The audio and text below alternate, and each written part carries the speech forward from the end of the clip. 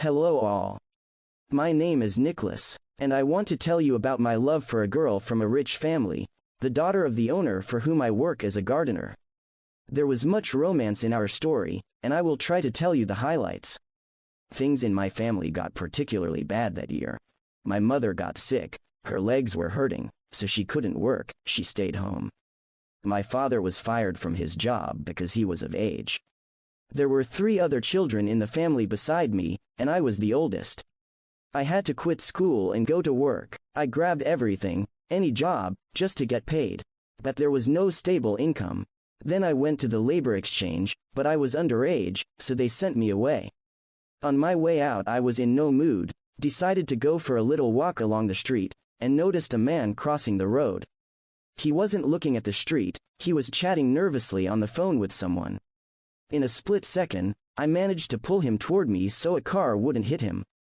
I was frightened. We fell right into the muddy road, he fell on top of me, dropped his phone, and then thanked me for a long time afterward. "Thank you, you saved my life, son. What's your name?" "My name is Nicholas, sir." "Nice to meet you, Nicholas. My name is Mr. Bealtown." "Likewise, sir." "What are you doing here so early? Don't you have to go to school?" I turned my head in silence. "A teenager looking for a job at the stock exchange in the morning. Not studying, then?" "That's right, sir." I suddenly felt so ashamed in front of him. He was standing there in an expensive coat and an equally expensive phone, and I was standing in front of him in a threadbare jacket and tattered boots. "As a thank you, I offer you a job. Do you know anything about gardening?" I was so excited. "Yes, sir. I'll learn, I promise you." "Ah ha ha ha. I see you're motivated. That's commendable. Come on over to my place. Here's the address. I'll see you tonight at 7 o'clock. We'll talk terms." I arrived 20 minutes early and stood at the gate. It was embarrassing to ring the doorbell, so I just walked around the mansion. Some girl walked by. She was about my age in a white coat, so pretty and airy. "Have you come to beg?" "What?" "Well, yes. Not me. I'm sick of bums." "I'm not a bum." "Well, yes, of course. Judging by the way you look, you are a bum. Go away. I have a white coat. I don't want to get dirty." She was rude and harsh, but I was in such a good mood that nothing could spoil it. Then the butler came up.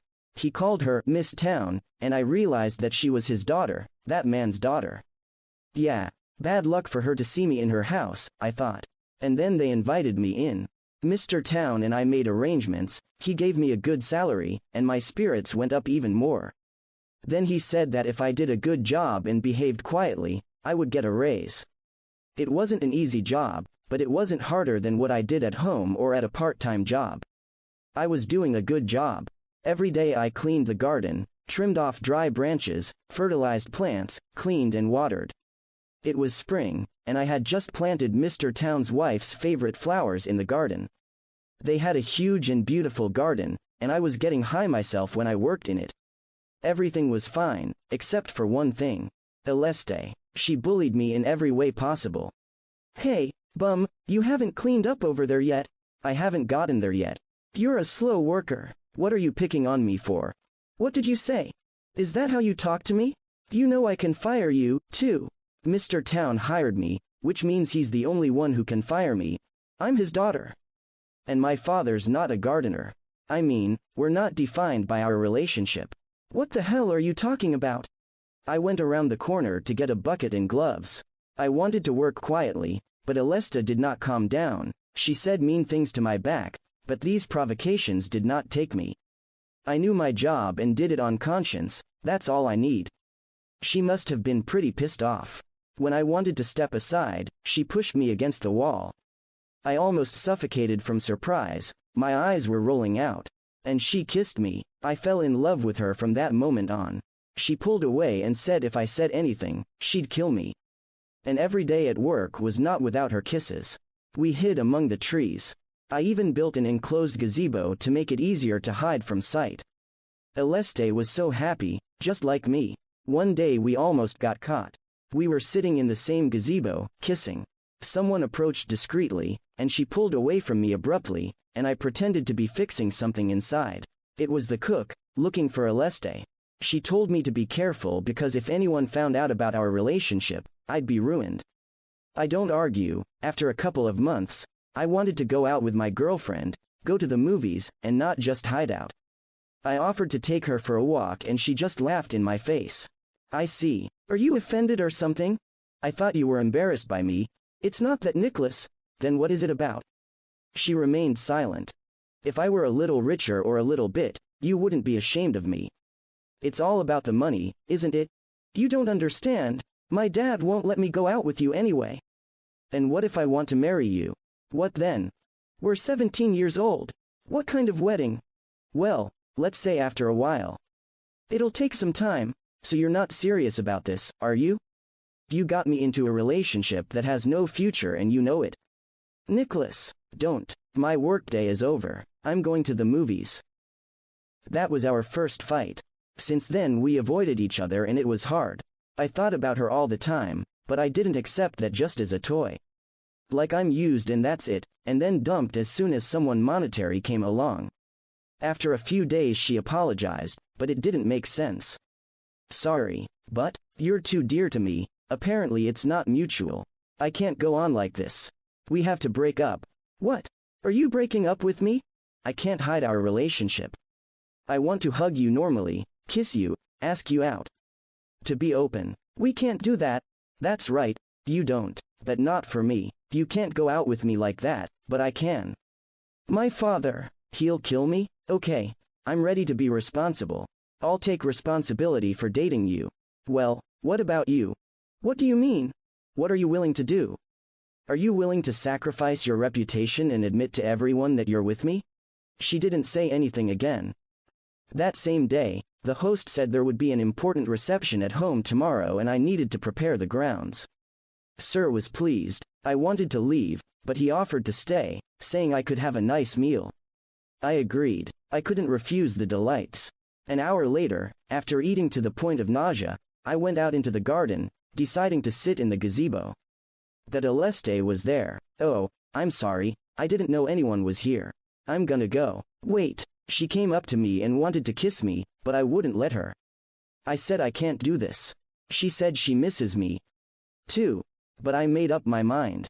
I'm sorry, I didn't mean to hurt you, but I did. You do it over and over again. I've come to you so many times and you reject me. I know, but I can't help it.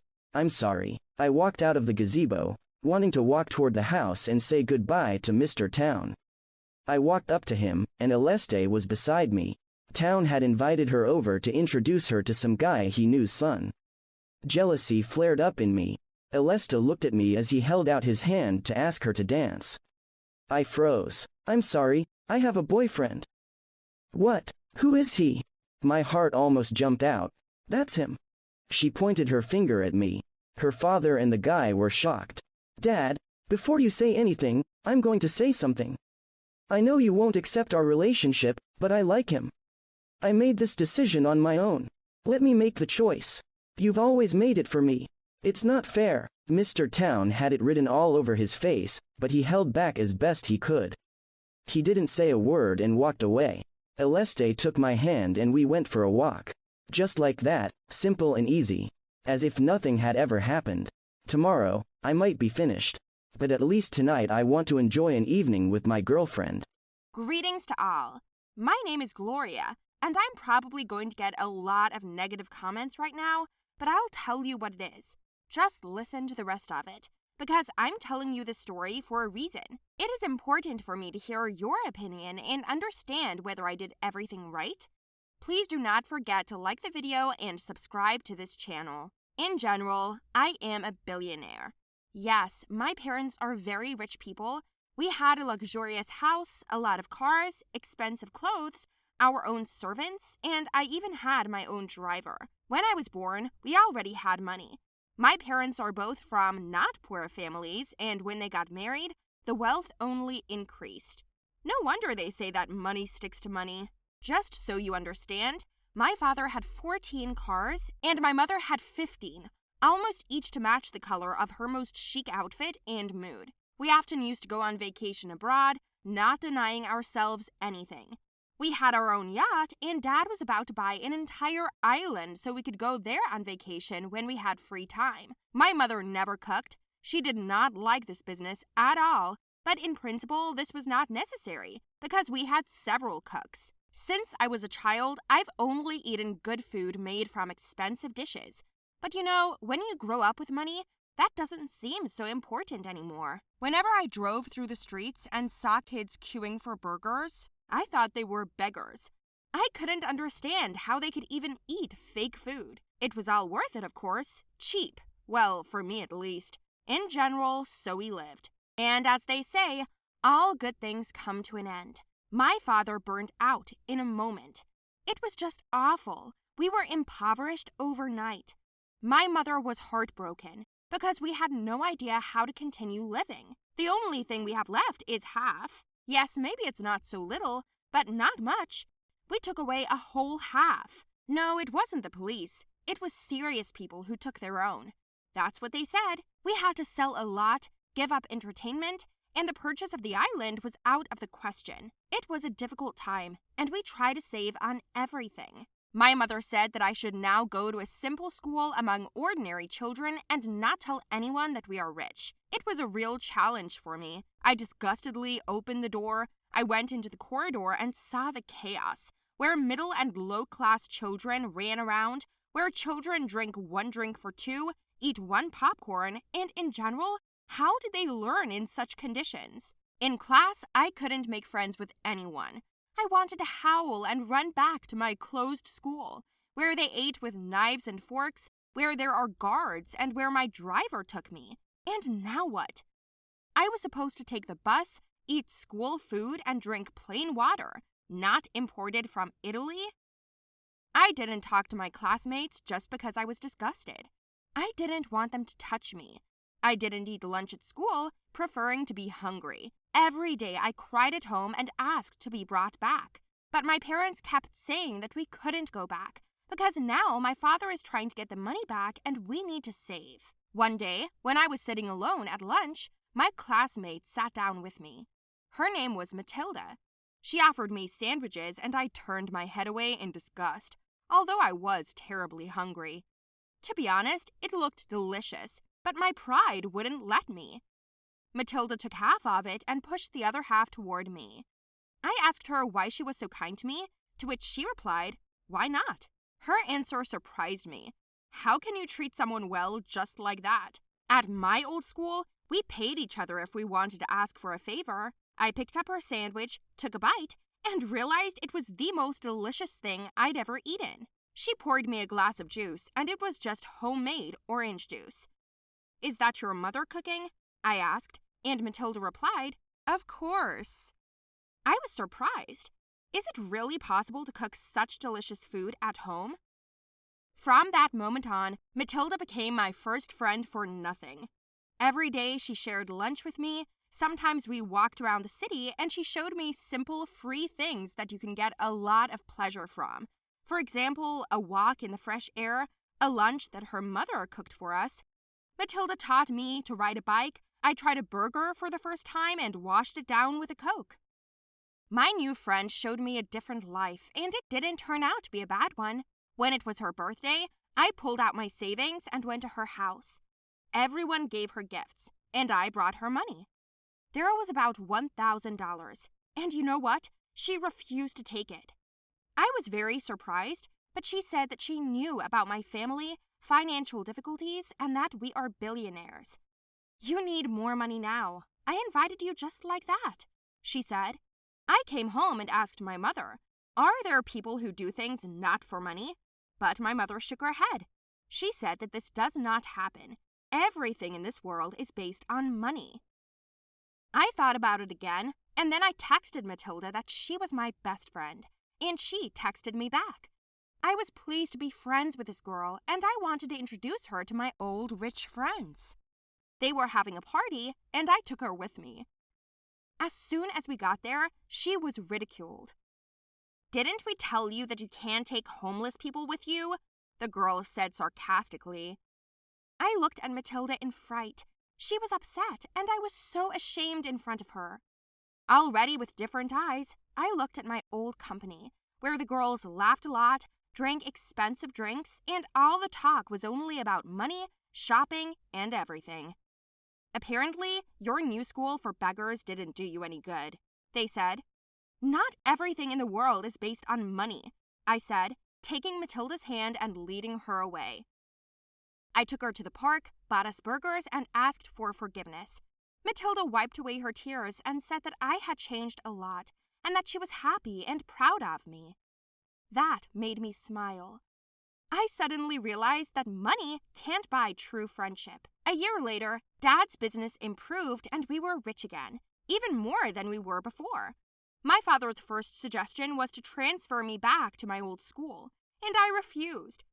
I didn't want to learn anymore and be surrounded by people who didn't have real values. When I explained my choice to my father, he said that he respected my choice and did not dare to interfere with it. My mom didn't like the idea, but my dad talked her into letting me decide for myself. So I stayed in my poor school, where I even began to dress more simply. By the way, I even had my own group of friends, and my friendship with Matilda only grew stronger. I realized that among the poor people, there are sincere and kind people who are ready to love people just for who they are. Am I right?